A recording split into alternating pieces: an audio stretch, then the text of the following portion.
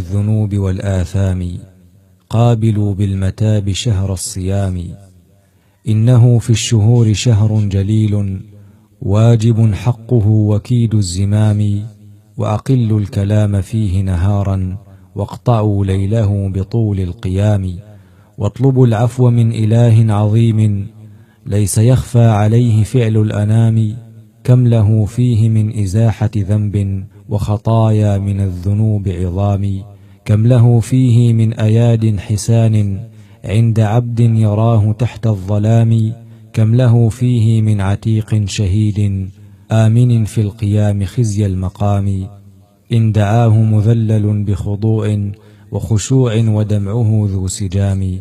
أين من يحذر العذاب ويخشى أن يصلى الجحيم مأوى اللئام.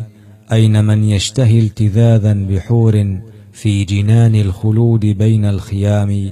التمس فيه ليلة القدر واترك التماسا لها لذيذ المنام.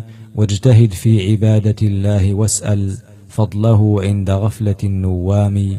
يا لها خيبة لمن خاب فيه عن بلوغ المنى بدار السلام.